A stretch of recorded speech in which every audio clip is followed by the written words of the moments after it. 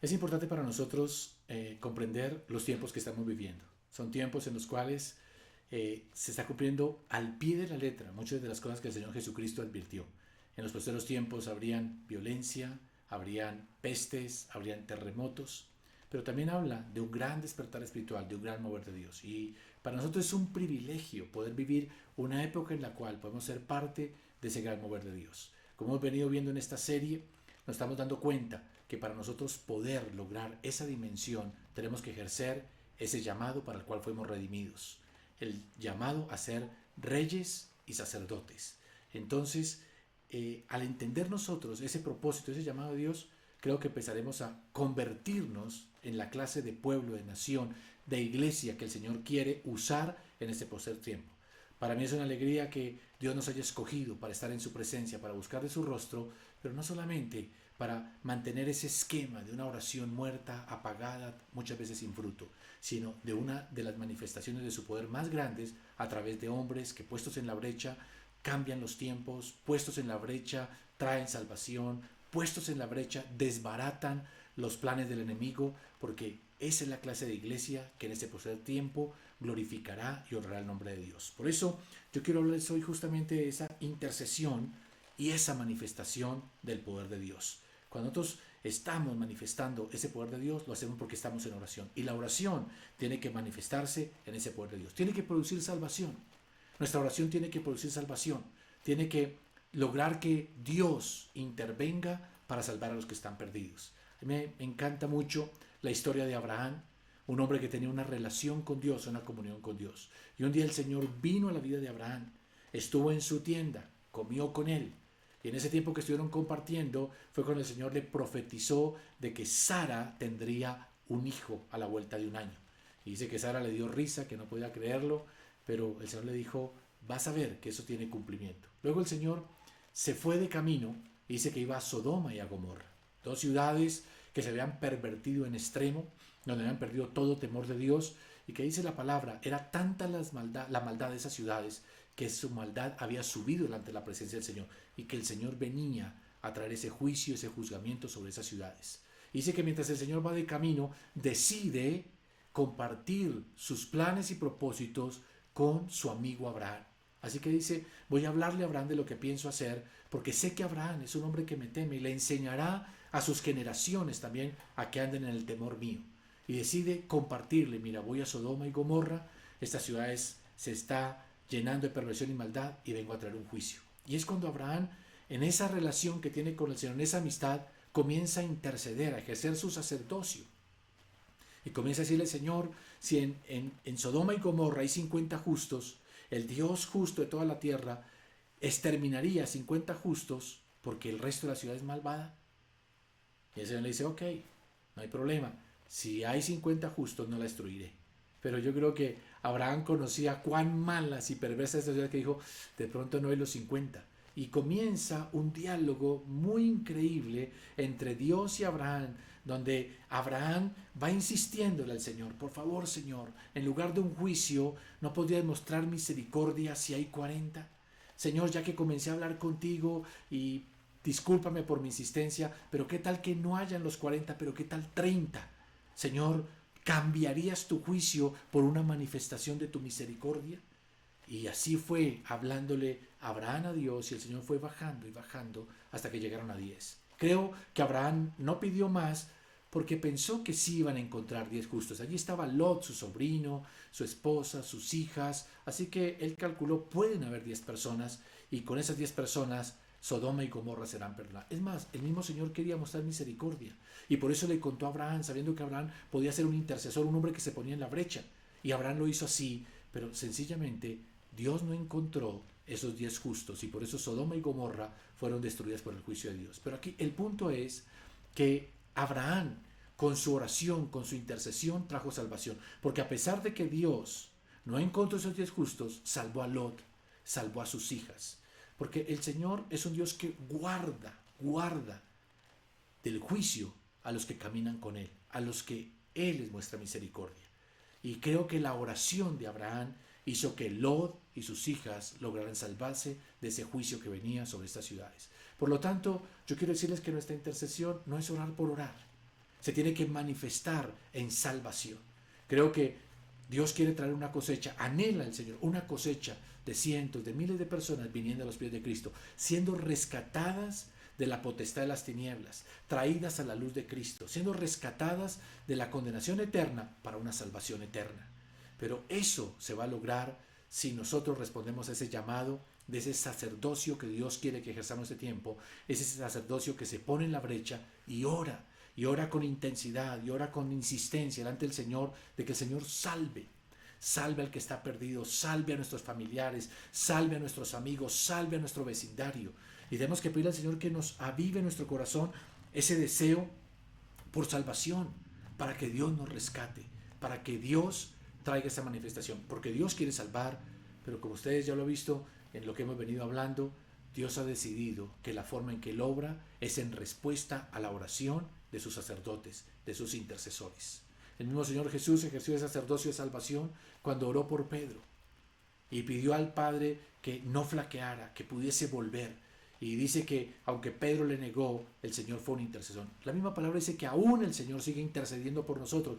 Dice que está sentado a la diestra del Padre intercediendo por nosotros.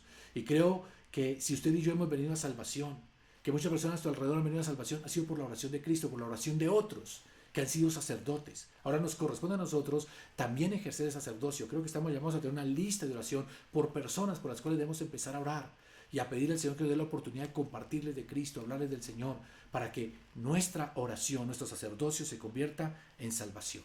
Creo también que nuestra intercesión tiene que darnos luz, entendimiento y revelación. Creo que cuando nosotros empezamos a orar así como lo hizo Dios con Abraham, que le reveló sus planes y propósitos, creo que el sacerdocio, la oración elevada en ese tiempo, tiene que a nosotros darnos entendimiento y darnos revelación de cuáles son los planes de Dios para nuestra vida.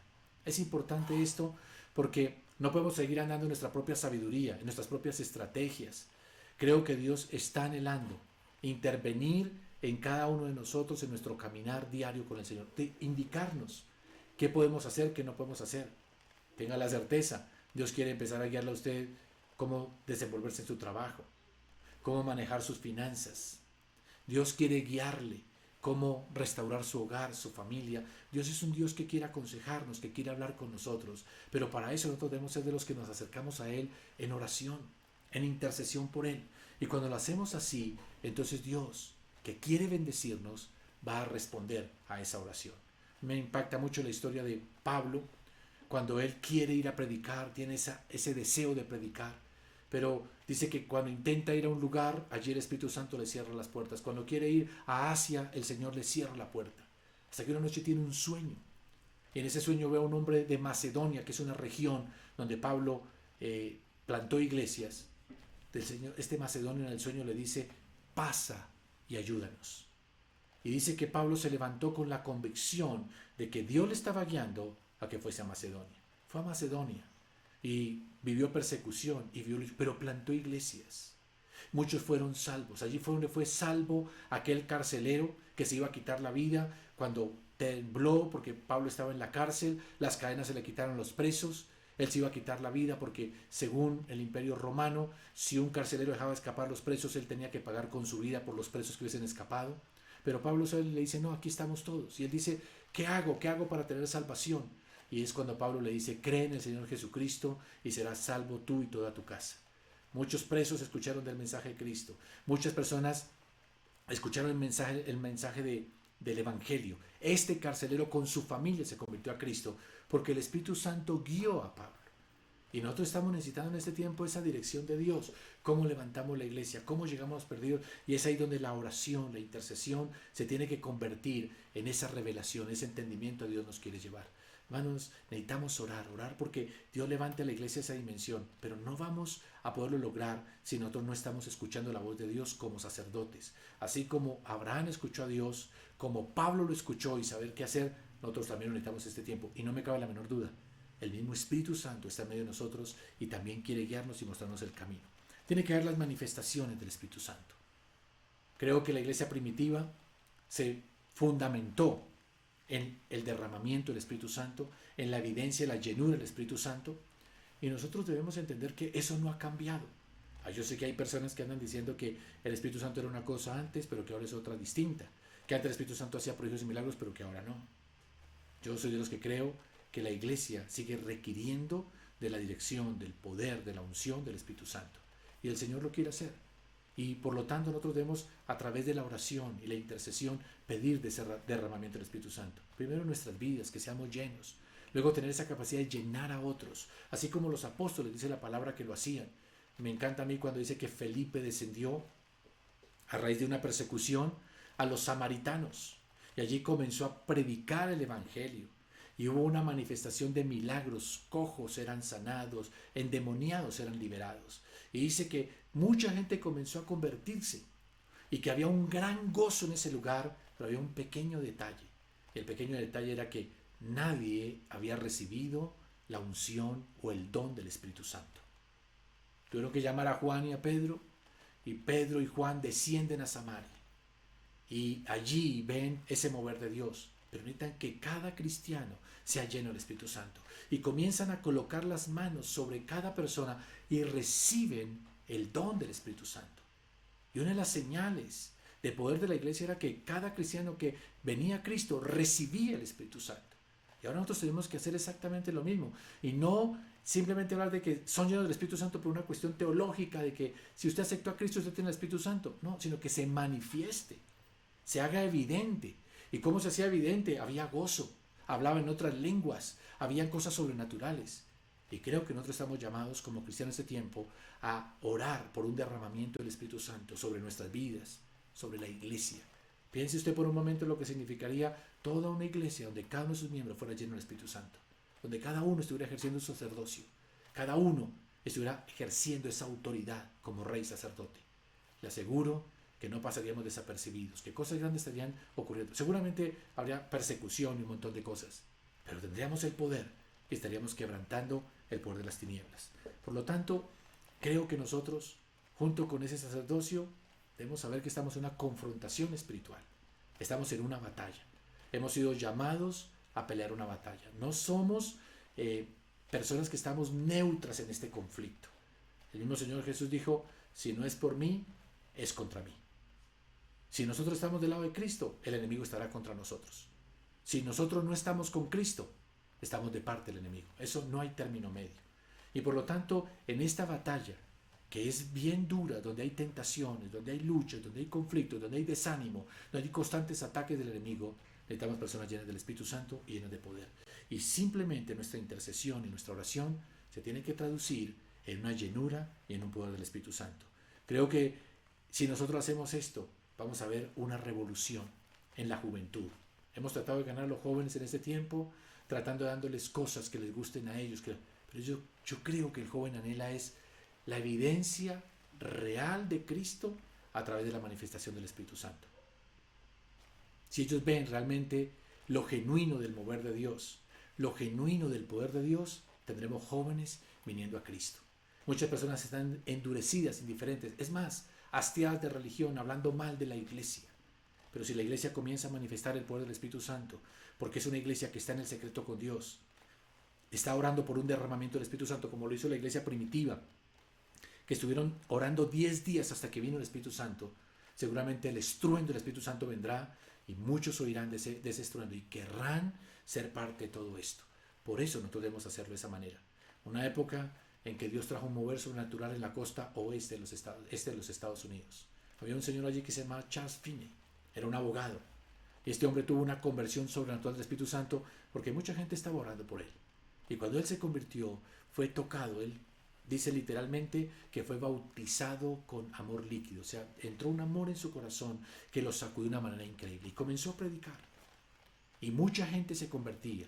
Y era un hombre muy hábil para debatir. Y cuando la gente venía a resistirle, él les ganaba en las discusiones y muchos terminaban convertidos. Era un hombre, se le llamó el apóstol del avivamiento. Y todos admiran a Charles Finney por su avivamiento, por lo que enseñaba, por la cantidad de gente que se convirtió. Pero no podemos ignorar que mucho del éxito de Charles Finney en su ministerio se debió a un hombre que se llamaba Daniel Nash. Daniel Nash era una especie de sacerdote. Había renunciado a su ministerio y todo para dedicarse única y exclusivamente a orar por el ministerio de Charles Finney. Y cuando Charles Finney tenía campañas evangelísticas, era invitado a predicar en un lugar, este hombre, Daniel Nash, que le decían el padre Nash, iba 15 días antes al lugar donde Charles Finney iba a llegar y se encerraba en un hotel y ayunaba y oraba, ejercía su sacerdocio, pedía la conversión de las almas, pedía el derramamiento del Espíritu Santo, ataba y limitaba o quebrantaba los poderes de las tinieblas. Y en esa oración, cuando llegaba Charles Finney, simplemente él predicaba y las multitudes se convertían. La gente venía a los pies de Jesucristo. Y esa combinación del hombre que ejercía la autoridad predicando con el hombre que estaba en el secreto con Dios dio como resultado uno de los avivamientos más grandes que ha existido en los Estados Unidos. Y hasta el día de hoy, la influencia de este hombre Charles Finney es visible en nuestro tiempo. Pero hubo detrás de esto un sacerdote, un hombre que estuvo en la brecha. Es hasta curioso porque el padre Nash luego falleció. Y después de la muerte del padre Nash, Charles Finney no siguió haciendo los avivamientos. Se dedicó a ser profesor en una universidad, se dedicó a la parte académica. Parece que él era consciente que para lograr ese mover sobrenatural se necesitaba de esos sacerdotes en el lugar secreto. Y yo creo que eso no ha cambiado. Seguimos necesitando un despertar espiritual. Necesitamos que las personas se vuelvan a Cristo. Pero es mi convicción de que no hay formas hasta que el sacerdocio que el Señor quiere entre su iglesia se levante y comience a ejercerlo con poder y con autoridad. Por eso yo le animo a que no desmayemos en ese llamado a estar en el secreto con Dios, a pagar ese precio en oración, porque si lo hacemos, simplemente lo veremos. Si usted repasa un poco lo que hemos venido hablando, me gustaría que usted volviera a escuchar estos mensajes, pero esta vez lo hiciera con papel y lápiz, tomando nota, colocando pausa y meditando y reflexionando en lo que hemos hablado, hasta que esto penetre en su corazón y avive el Espíritu de Dios en su vida. Creo que vamos a empezar a tener un mover sobrenatural. Oro al Señor que esta serie le permita a usted traer ese despertar espiritual a su vida. Despierte a los que están a su alrededor. Haga que la iglesia comience a manifestarse y eso se traduzca en liberación, salvación, sanidad a cantidad de gente que en este tiempo está hastiada de religión, pero que necesita es el mover del Espíritu Santo. Así que yo le animo a que no desmayemos, cumplamos con ese llamado de parte del Señor. ¿Hemos sido llamados a predicar? Sí. ¿Hemos sido llamados a servir al Señor? Sí. Pero también hemos sido llamados a ser reyes y sacerdotes. Y el sacerdocio nos permite ejercer con autoridad lo que Dios nos llamó a hacer. Y esa autoridad la obtenemos si hemos estado en el secreto con Dios. Así que ejerza su sacerdocio para que pueda gobernar con autoridad en este tiempo.